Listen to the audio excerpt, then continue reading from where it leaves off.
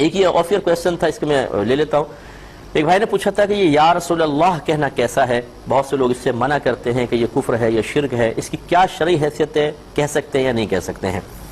دیکھیے، ایک صورت میں تو کسی کا بھی اختلاف نہیں کہ روضہ رسول پر نبی کریم صلی اللہ علیہ وسلم کے روضہ انور کے قریب کھڑے ہو کر سرکار کو خطاب کر کے سلام کرنا، یا رسول اللہ السلام علیکم یا رسول اللہ وغیرہ، اس میں کسی کا اختلاف نہیں کہ بالکل جائز ہے. اس میں اختلاف کرنے والا ہی بے وقوف ہوگا، کیونکہ میرے آقا صلی اللہ علیہ وسلم نے خود قبرستان میں جب تشریف لے گئے تو آپ نے مردوں کو مخاطب کرتے ہوئے ارشاد فرمایا السلام علیکم یا اہل القبور، اے قبر والو تم پر سلامتی ہو. یا اہل القبور، یا اہل القبر نہیں فرمایا، ایک قبر والے کو مخاطب نہیں کیا بلکہ تمام قبرستان کی قبور کو. اس سے معلوم ہوا، اور پھر یہ دوسری بخاری کی روایت بھی ہے، سرکار صلی اللہ علیہ وسلم فرماتے ہیں کہ جب تم مردوں کو سلام کرتے ہو وہ سلام کا جواب دیتے ہیں لیکن تمہیں اس کا شعور حاصل نہیں ہوتا. اس کا مطلب اگر آپ سلام کرتے ہیں، انہیں مخاطب کرتے ہیں، وہ سن بھی رہے ہیں بلکہ جواب بھی دیتے ہیں. تو لہٰذا روضہ انور پر نبی کریم صلی اللہ علیہ وسلم کی بارگاہ میں گزارشات کرنا، آپ کو مخاطب کرنا، اس میں تو کسی کا اختلاف نہیں کہ بالکل جائز ہے. اختلاف اس بات میں ہو سکتا ہے کہ دور سے، ہزاروں میل دور سے اگر کوئی نبی کریم صلی اللہ علیہ وسلم کو یا رسول اللہ کہتا ہے اور عقیدہ یہ رکھتا ہے کہ سرکار میری آواز سن رہے ہیں، تو اس میں کیا کچھ قباحت ہے یا نہیں ہے. تو مسئلہ یہ ہے کہ اگر کوئی اس قصد و ارادے کے ساتھ نبی کریم صلی اللہ علیہ وسلم کو دور سے پکار رہا ہے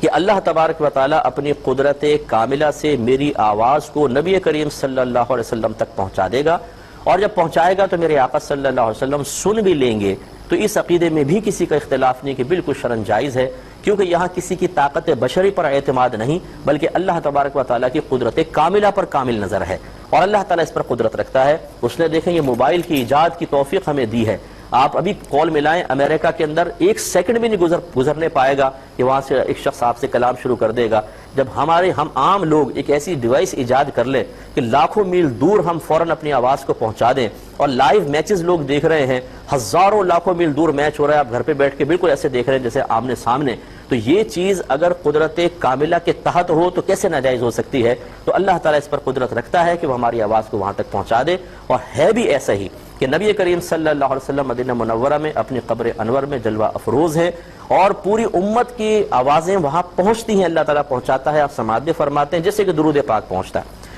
دوسری بات، اب تیسرا معاملہ یہ ہے کہ اگر کوئی یہ کہتا ہے کہ نہیں، اللہ تعالیٰ کی قدرت کاملہ پر نہیں بلکہ کوئی بھی ہزاروں میل دور سے اپنی طاقت بشری سے میری آواز کو سن لے گا، یہ عقیدہ غلط ہے، یہ ناجائز ہے، کیونکہ اس نے ایک انسان کے لیے اس چیز کو تسلیم کیا ہے کہ جو اللہ تبارک و تعالیٰ کی عطا سے اسے حاصل نہیں ہے. یعنی اللہ تعالیٰ کی عطا اور بھروسہ اللہ تبارک و تعالیٰ کی قدرت کاملہ پر اب نگاہ نہیں ہے، بس دور سے اپنی طاقت سے سن لیتا ہے. یہ غلط ہے، چنانچہ یہ عقیدہ نہیں ہونا چاہیے. باقی آپ دیکھیں، ہم نماز میں جب التحیات پڑھتے ہیں تو ہم کہتے ہیں السلام علیکہ ایھا النبی،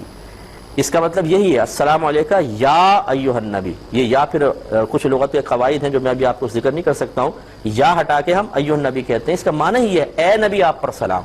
اب اگر دور سے نبی کریم صلی اللہ علیہ وسلم کو خطاب کرنا مطلقاً ناجائز ہوتا تو پھر اللہ تبارک و تعالیٰ التحیات کو نماز میں واجب قرار نہ دے دیتا کہ یہاں تو خطاب رسول صلی اللہ علیہ وسلم یعنی ہمیں ہمارا سرکار کو مخاطب کرنا واجب ہے گویا کہ. تو اس لیے صحیح عقیدے کے ساتھ اگر کوئی الفاظ ادا کرتا ہے تو اس میں شرعاً کوئی حرج نہیں ہے.